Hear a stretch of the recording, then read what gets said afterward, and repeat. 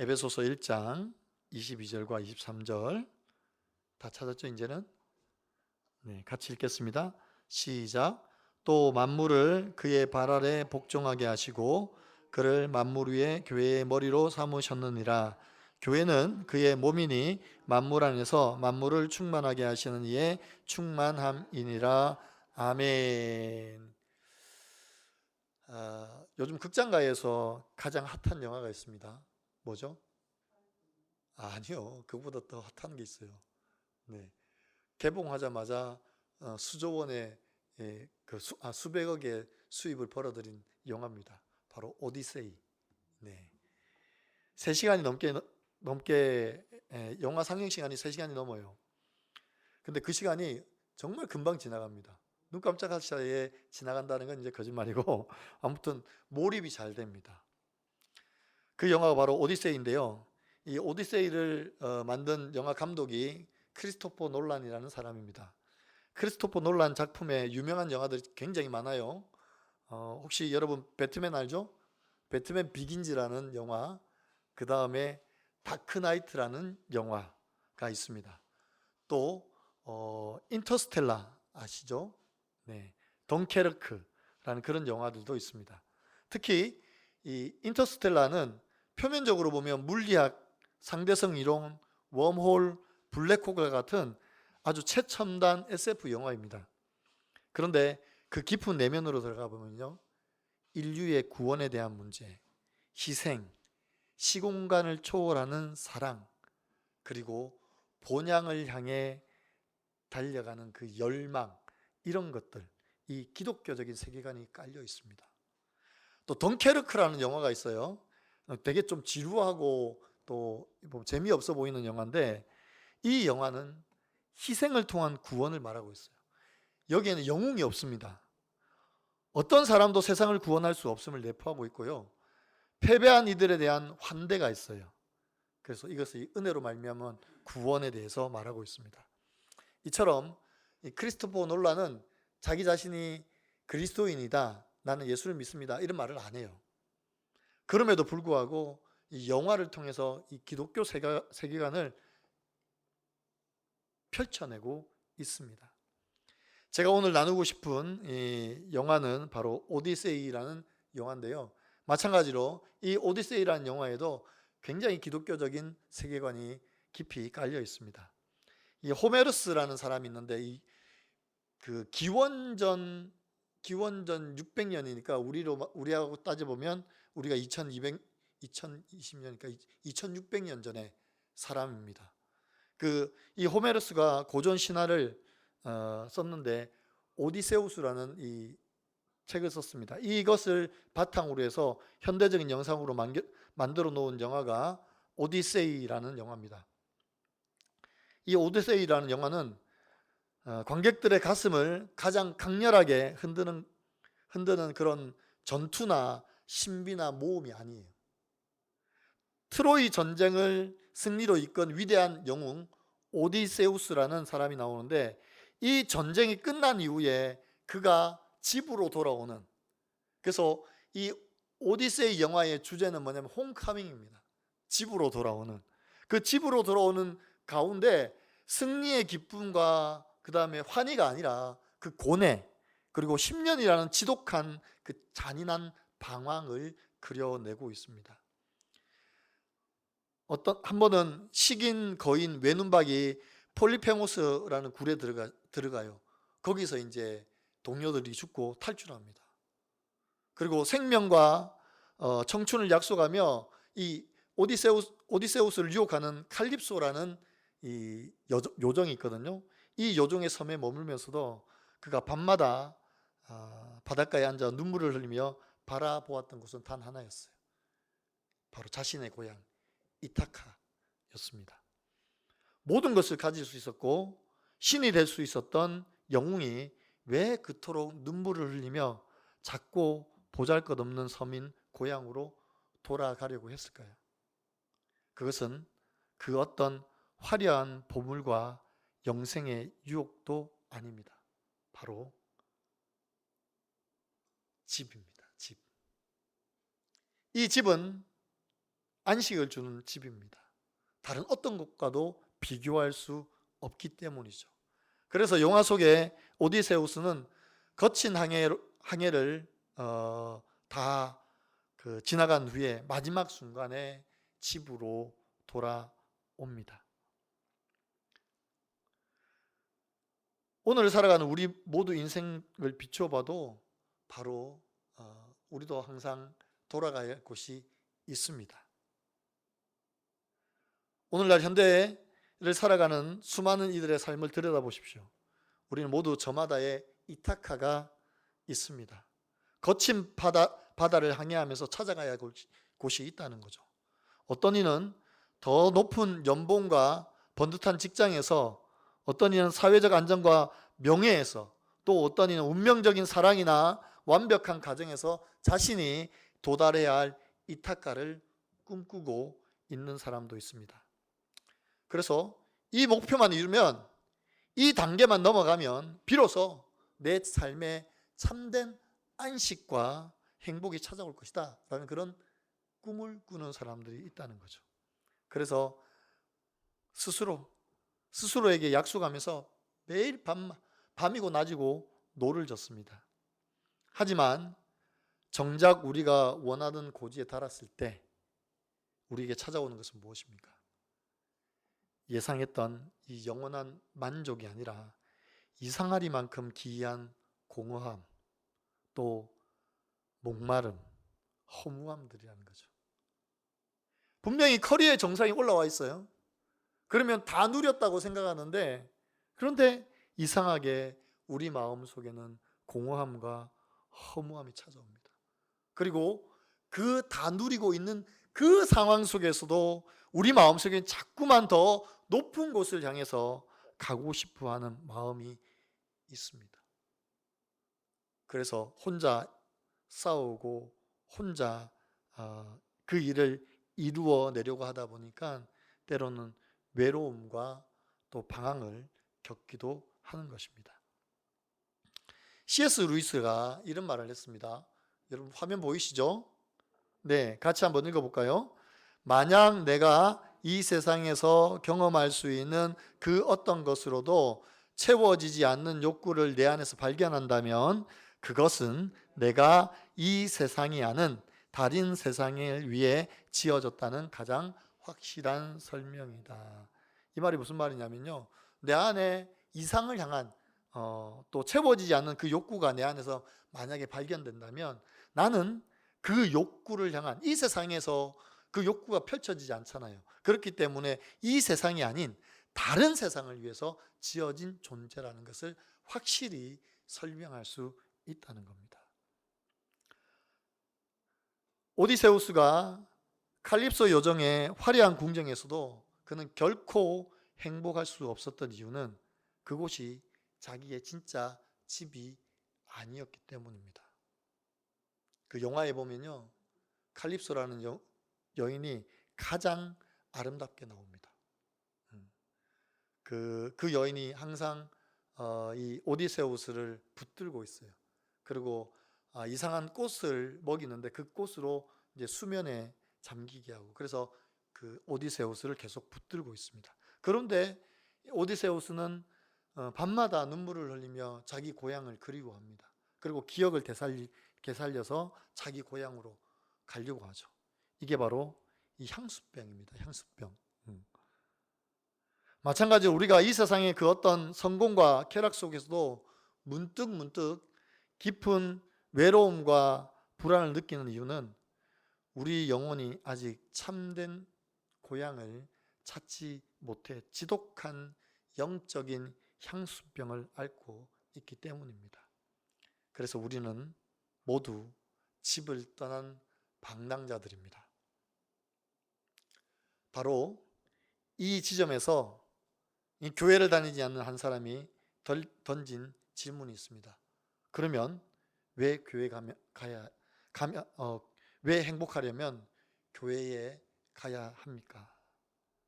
만약에 이 팀 켈러 목사님이 이 질문을 받았다면 그는 질문자의 지친 표정과 그 힘든 모습을 보면서 따뜻하게 바라보며 영화 오디세이 이야기를 꺼냈을 것으로 생각이 되어집니다.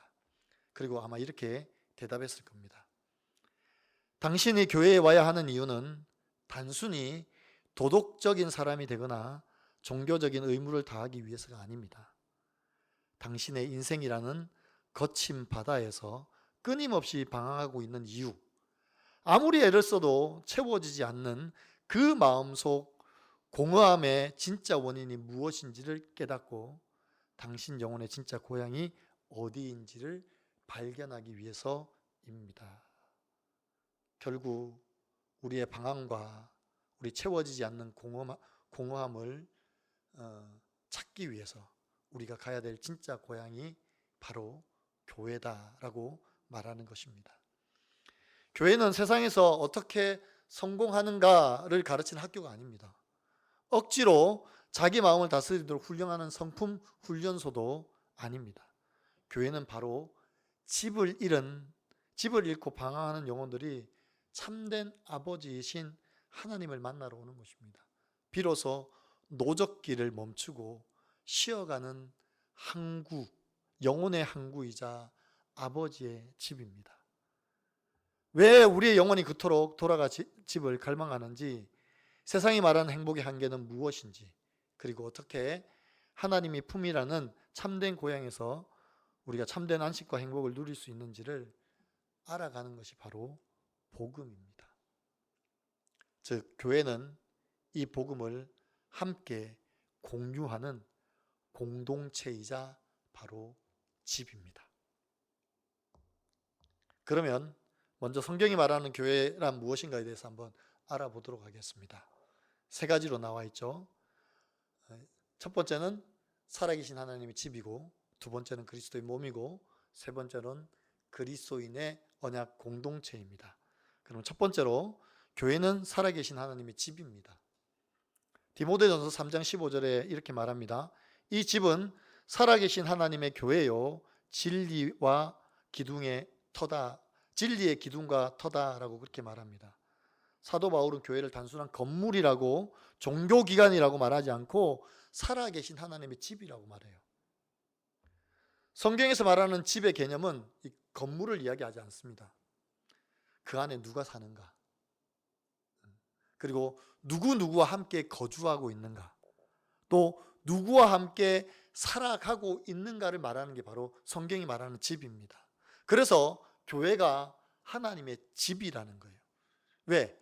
하나님이 자기 백성들, 하나님이 자녀 삼으신, 자기 양자로 삼으신 자기 자녀들과 함께 살아가며 거주하며 함께 생활하는 공동체가 바로 교회이기 때문에 그렇습니다.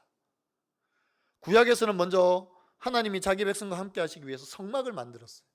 이 성막이 언제 만들어졌습니까?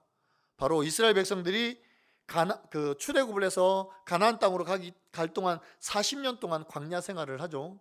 그 광야 생활 동안 하나님께서 성막을 만들라 그랬어요. 그리고 그 성막 가운데 하나님이 있겠다라고 약속을 하셨습니다. 그래서 늘 그 성막 가운데 하나님의 임재가 있었는데, 어떻게 하나님의 임재가 있었냐면, 성막이 이렇게 멈추어져 있으면 구름이 있어요. 성막 위에 구름이 있다가 이 구름이 이렇게 높이 떠오르면서 움직이기 시작하면 이스라엘 백성들이 빨리 자기의 텐트를 다 접습니다. 성막도 접어요. 그리고 제사장들이 그 성막과 성막의 기물들을 다 어깨에 메고 그 구름이 이동하는 방향으로 함께 이동합니다. 이스라엘 백성들도 함께. 그러다가 그 구름이 멈춰서고 이렇게 가라앉아요. 그리고 이제 그 구름이 밤에는 불기둥으로 바뀝니다. 그래서 불기둥으로 바뀌어서 이 성막을 보호하는데, 성막만 아니라 이스라엘 백성들 전체를 보호해요. 이 광야라는 것이 낮에는 엄청 뜨겁고 밤에는요 스산합니다. 한기가 돕니다. 그렇기 때문에 그 한기가 들고 스산한 그 이스라엘 백성들의 그 장막과 그리고 성막을 보호하기 위해서 이 불기둥이 그들을 감싸고 있습니다. 이것이 뭐냐면 바로 하나님이 그들과 함께 하신다는 증거예요. 자, 이제 성막 시대가 끝나고 나서 이스라엘 백성들이 광야 시대가 끝나고 가나안에 정착한 이후에 이제 또 400년이 지납니다. 그러고 난 다음에 다윗이 초대 왕이 되죠. 그죠? 예. 다윗 왕 이후에 다윗이 하나님을 위해서 성전을 짓고 싶어 했는데 하나님이 거절하셔서 다윗 왕의 아들 솔로몬이 성전을 짓습니다. 그래서 이제는 성전 가운데 하나님이 함께 하시는 거죠. 성막과 성전은 형태와 규모가 달랐지만 그 중심의 의미는 같습니다. 하나님께서 자기 백성들과 함께 거주하고 계신다는 거예요. 성전은 단순히 이스라엘 백성들의 종교 중심지가 아니었어요. 성전은 이스라엘 백성들에게 하나님이 우리와 함께 계신다는 것을 보여주는 상징이었습니다. 그래서 이스라엘 백성들은 늘 성전을 향해서 바라보고 있어요. 늘 성전을 향해서 그의 시선을 두고요. 그들이 괴롭고 힘들고 어려운 일이 있으면 항상 성전을 향하여 바라보고 기도를 합니다. 그게 시편에 보면 엄청 많이 나와요. 시편의 후반부에 가면 성전으로 올라가는 노래 이런 것들이 되게 많이 있거든요. 이게 다 보면 이스라엘 백성들의 그 삶의 중심이 바로 성전이었다라는 것을 알 수가 있습니다. 이 성전은 바로 하나님의 임재를 상징하고 있고 또 하나님이 그들과 함께 하신다는 걸 보여주는 겁니다. 그러나 더 놀라운 것은요, 성막 가운데 거하셨던 하나님이 이제 성전 가운데 계셨고 이제 그 성전 가운데 자기 이름을 두고 행하셨던 그 하나님이 때가 되어져서 말씀이 육신이 되어 우리 가운데 오신 거예요. 저와 여러분 가운데 오셨습니다. 그분이 누구냐면 바로 예수 그리스도이십니다. 마태복음 1장 23절에 보면요, 보라 처녀가 잉태하여 아들을 낳을 것이요 그의 이름은 임마누엘이라 하리라 하셨으니 이를 번역한즉 하나님이 우리와 함께 계시다. 예수님의 이름이 또 다른 이름이에요. 예수님의 또 다른 이름이 바로 임마누엘입니다. 그 임마누엘의 뜻이 뭐냐면 바로 하나님이 우리와 함께 하신다라는 겁니다. 그래서 교회는 바로 하나님이 집이고 또 하나님은 교회와 항상 함께 하십니다. 두 번째로 교회는 그리스도의 셋째로 넘었네. 교회는 그리스도의 몸입니다. 앞에서도 말했지만 교회는 건물이 아니에요. 저기 우리가 지금 앉아 있는 이곳을 우리가 흔히 교회라고 말하잖아요. 근데 원래는 이곳의 이름을 뭐라고 적어야 되냐면 예가교회 예배당이라고 해야 돼요. 예배당이 들어가야 됩니다. 왜냐하면 여기는 건물이잖아요. 교회는 건물이 아니거든요. 그래서 우리가 정확하게 간판을 정하면 예가교회 예배당이라고 표시해야 하는데 왜 그렇게 하지 않느냐? 세상 사람들에게 여기가 교회입니다라는 걸 알리기 위해서.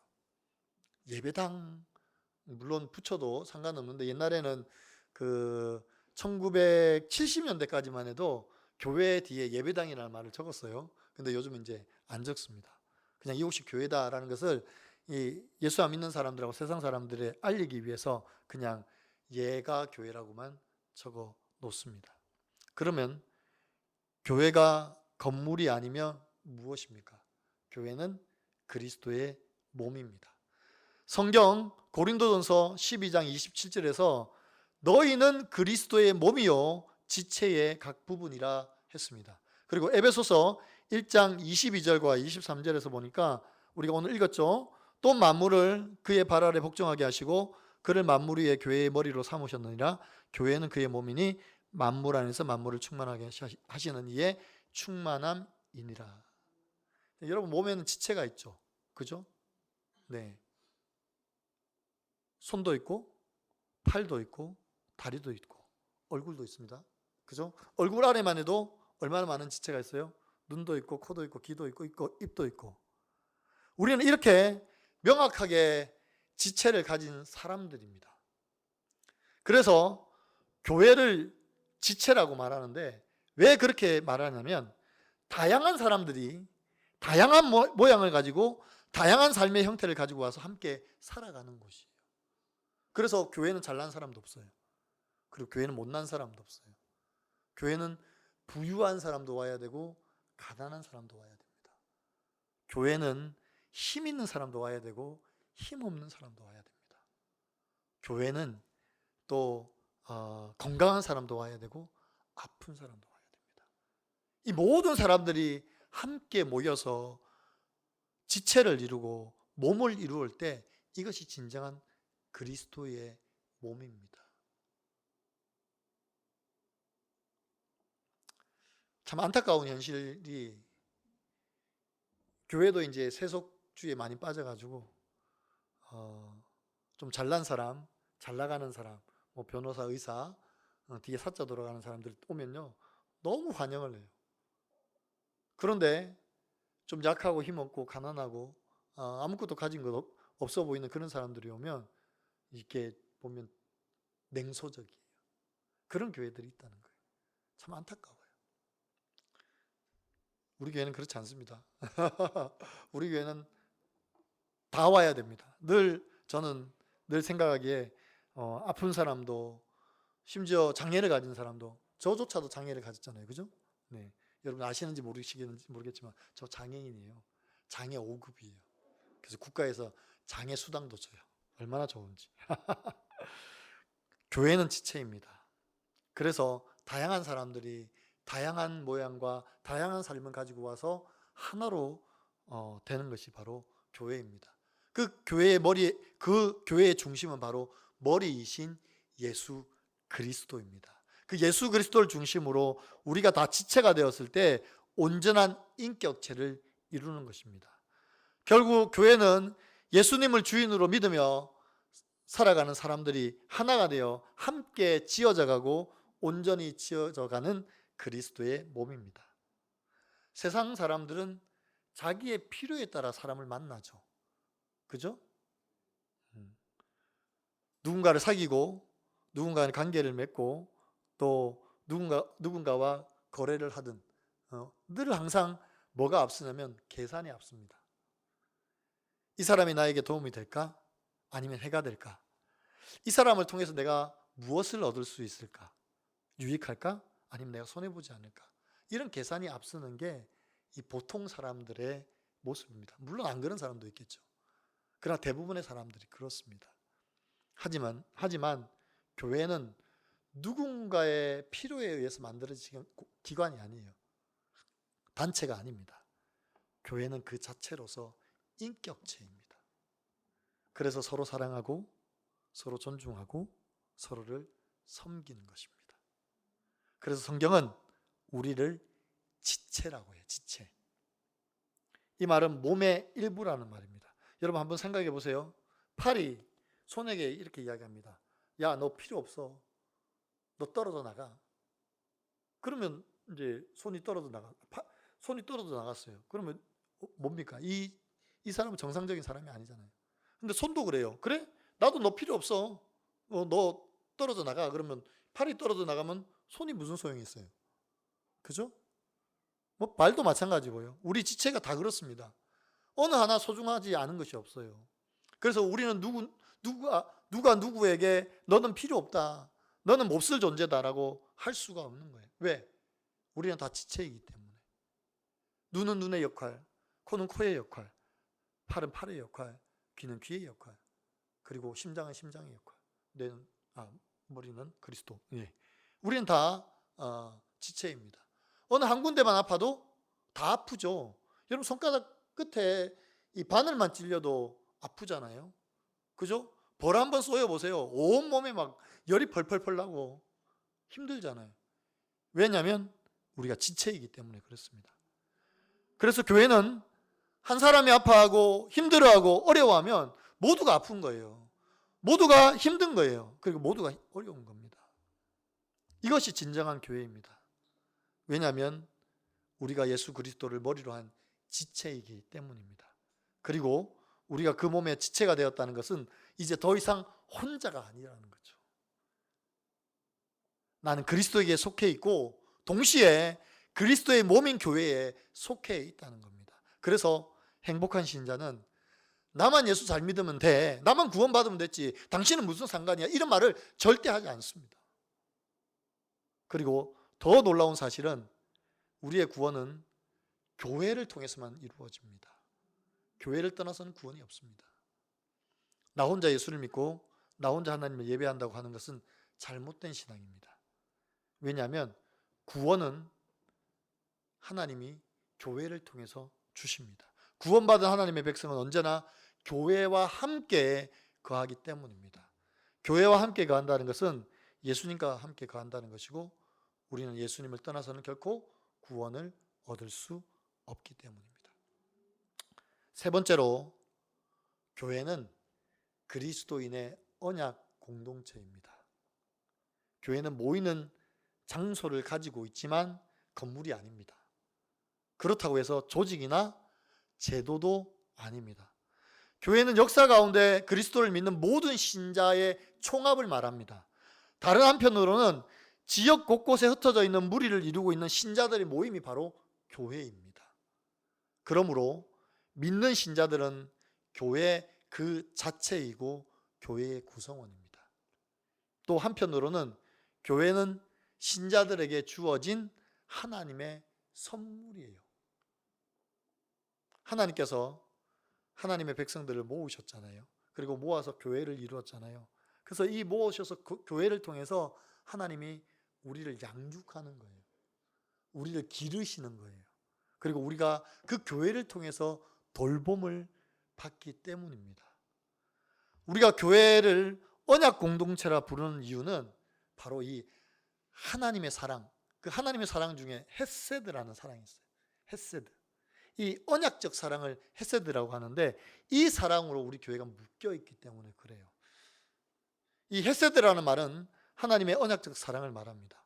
이 사랑은 하나님 편에서 우리를 일방적으로 사랑하는 사랑이에요. 우리가 하나님을 사랑하고 우리가 하나님을 믿고 하나님을 따르는 것과 상관없이 하나님은 우리를 사랑하기로 작정한 그 사람, 지난주에 했죠. 우리가 무조건적인 선택, 하나님이 무조건적으로 선택한 그 사람을 하나님은 사랑해요. 내가 하나님을 사랑하고 사랑하지 않고 하나님을 떠나 있고 하는 상관이 없어요. 하나님 무조건 사랑하십니다. 이게 바로 헤세드의 언약적 사랑이에요. 우리가 사랑받을 자격이 없음에도 불구하고 하나님이 우리를 사랑하십니다. 지난주에 우리가 배운 내용 중에 이런 것도 있죠. 저항할 수 없는 은혜, 거절할 수 없는 은혜. 하나님이 우리 가운데 은혜를 부어주시는데 우리가 거절을 못해요. 싫습니다, 나는 안 받겠습니다, 할 수가 없다는 거예요.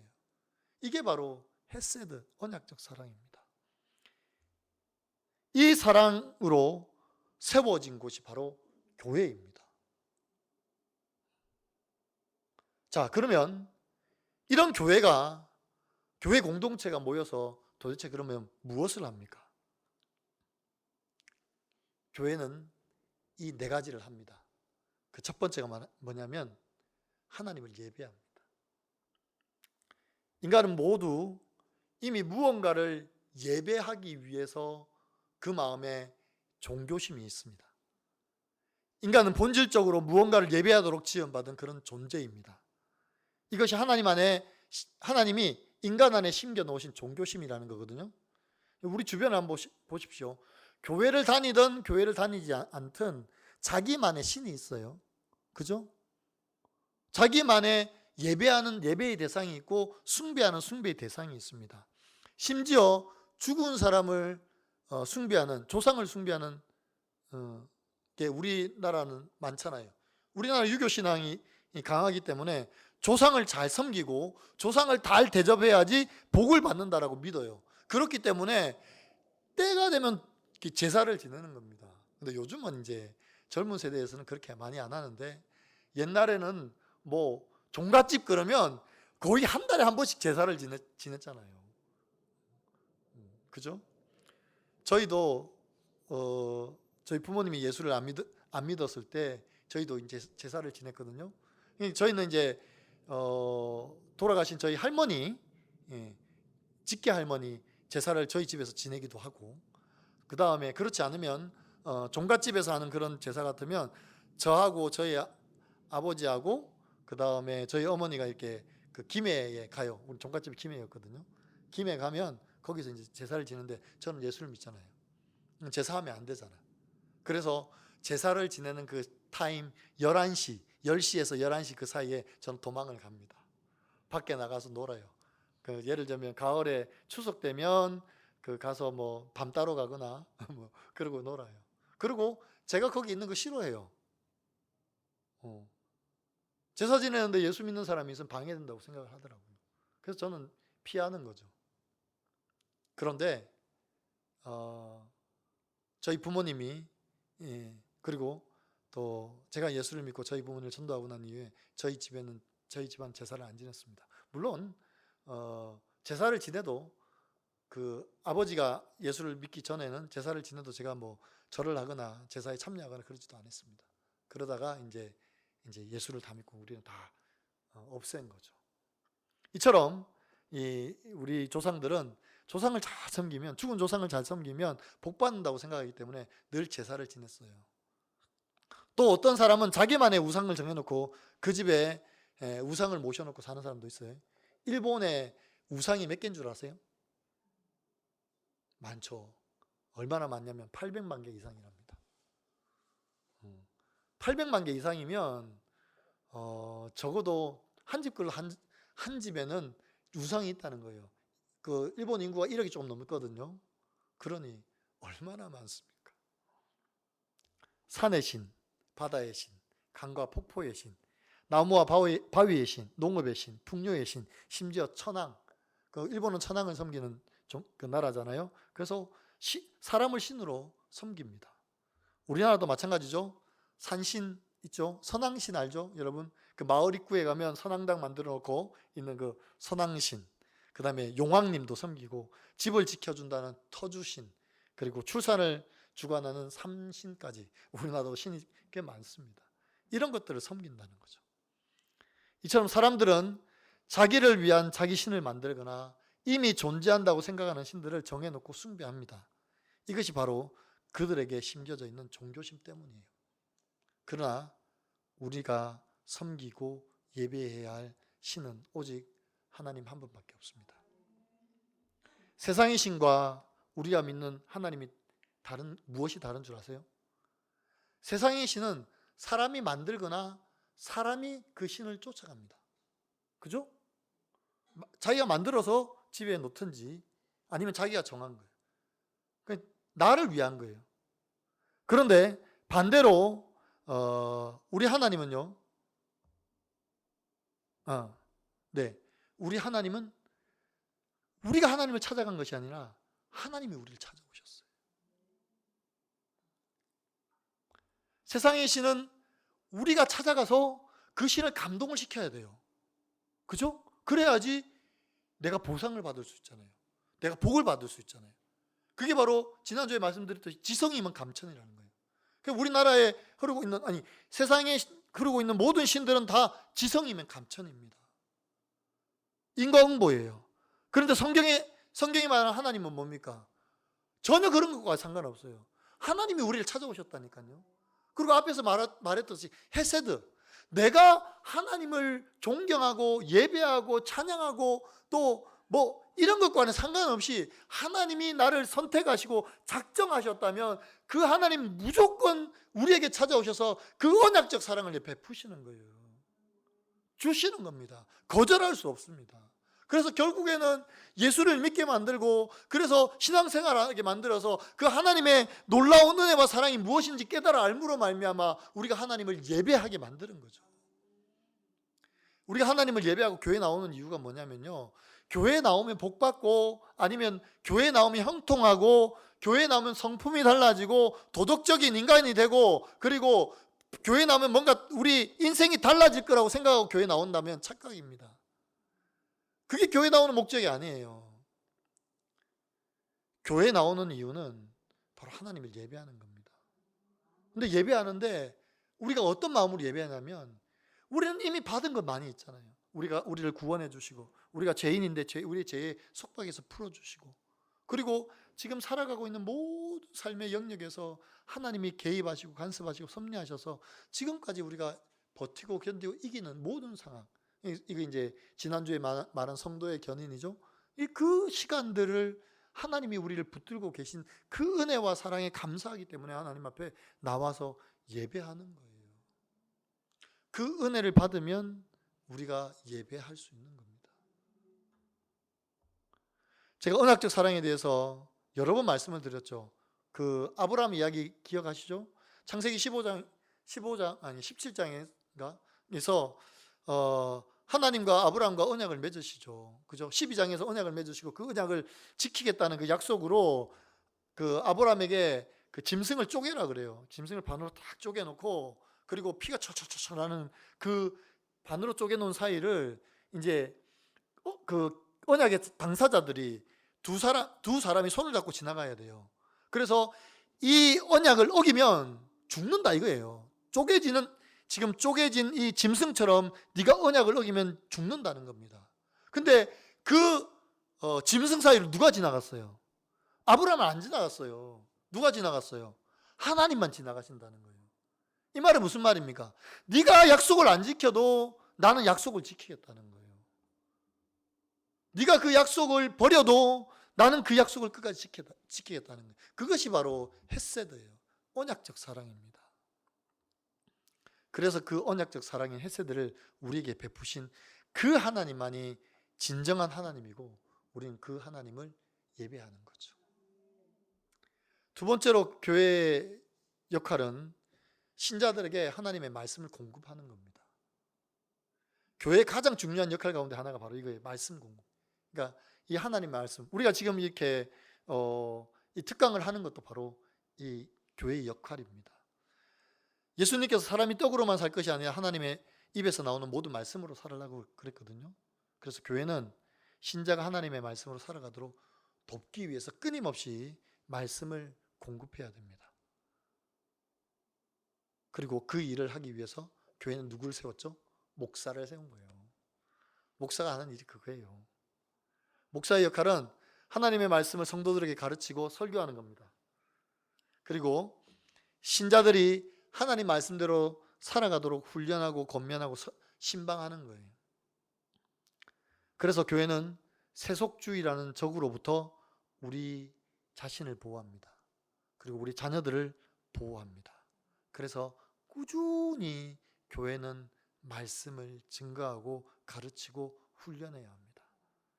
특히 요즘같이 이단이 판을 치는 세대에서는 이단으로부터 신자를 보호하기 위해서 우리가 꼭 이런 말씀의 그 능력의 그 무기를 우리가 드러내야 합니다. 세 번째로 공동체가 사랑으로 묶여 있는 곳이 바로 교회입니다. 사람은 결코 혼자서 살아갈 수가 없습니다. 그리고 스스로 자기 자신을 뛰어넘을 수도 없습니다. 그 니체가 그랬잖아요. 아모르 파티라고. 네가 하고 싶은 대로, 네가 원하는 대로, 네 가치를 인정하면서 네 존재가 어떤가를 보면서 즐기며 살아가는 거예요. 너의 스스로 행복을 찾아라고 말을 합니다. 이게 세상이 말하는 겁니다. 그러나 오직 나 자신만을 위해 살 때 인간은 오히려 더 깊은 외로움 그리고 더 큰 허무함에 빠지게 됩니다. 왜냐하면 인간은 스스로 자기 자신을 책임질 수가 없어요. 여러분, 내가 나를 책임질 수 있을 거라고 생각을 하죠. 그런데 책임질 수 없습니다. 그래서 공황도 오고 우울도 오고 자기 자존감의 파괴로 인하여서 무너진 삶을 살아가는 사람이 얼마나 많은지 모릅니다. 우리는 자기 자신 스스로 책임질 수가 없어요. 그래서 뭐가 필요하냐? 공동체가 필요합니다. 교회는 완전한 사람들의 모임이 아닙니다. 다 잘난 사람들만 모인 곳이 아니라는 거죠. 자신이 빚진 자이며 은혜가 필요한 죄인임을 아는 불완전한 사람들이 모여서 하나가 되는 곳이 바로 공동체입니다.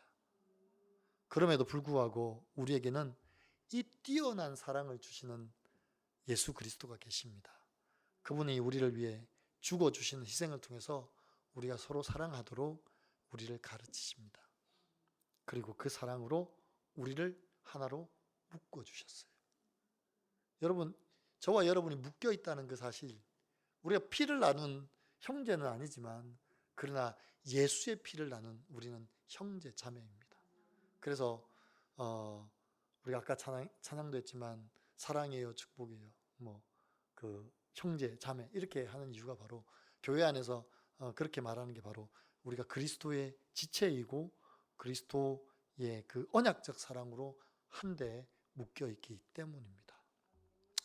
네 번째로, 교회는 도덕적 훈련소가 아니에요. 오히려 병원의 응급실에 가깝습니다. 많은 예수를 믿지 않는 분들이 착하게 살아야 하니까 교회에 가야 하나라고 오해를 하고 있어요. 그러나 기독교의 핵심은 좋은 사람이 되는 게 아닙니다. 기독교의 핵심은 도덕적 사람이 되는 게 아니에요. 기독교의 핵심은 하나님이 먼저 나를 찾아오셔서 나를 구원하시고 나를 하나님의 백성으로 삼아 주셨다는 그 사실을 인정하고 마음으로 믿는 겁니다. 행복을 위해 내가 무언가를 증명해야 해내는 삶이 아니에요. 그렇게 살면 너무나 피곤해요. 하지만 우리는 이미 그리스도 예수 안에서 받아들여진 존재입니다. 하나님이 여러분을 받으셨다니까요. 그냥 아무 이유 없이. 나한테 근거가 없어요. 나한테 근거가 있으면 도저히 하나님이 우리를 받을 수가 없어요. 뭐가 잘났다고? 우리는 늘 죄악 가운데 거하는 사람인데. 그럼에도 불구하고 하나님이 우리를 받으셨습니다. 그렇기 때문에 우리가 이 땅에서 사는 동안 참된 행복을 누리면서 살아갈 수가 있는 거죠. 네, 결론을 맺겠습니다. 교회는 왜 교회에 가야만 우리가 행복한 삶을 살 수 있습니까? 여러 가지로 제가 답을 이야기했습니다. 교회는 바로 하나님의 집이고 그리스도의 몸이고 살아있는 언약 공동체이기 때문에 그렇습니다. 그리고 하나님은 이 교회를 통해서 일하십니다. 말씀으로 우리를 훈련하시고 세속주의와 이단과 싸워서 승리하게 하시고 오해받고 상처받은 연약한 자들을 치료해주는 그런 응급실로 우리 교회를 부르셨습니다.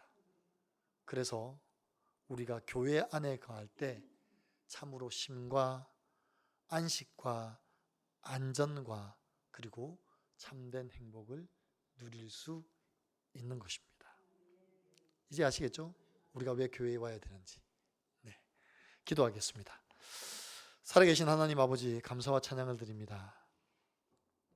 왜 교회에 가야지만 행복할 수 있나요? 왜 행복하려면 교회에 가야 하나요? 라는 그 질문에 우리가 답해 보았습니다. 교회가 바로 하나님의 집이고 그리스도의 몸이고 이 언약 공동체를 이룬 공동체이기 때문에 그렇습니다.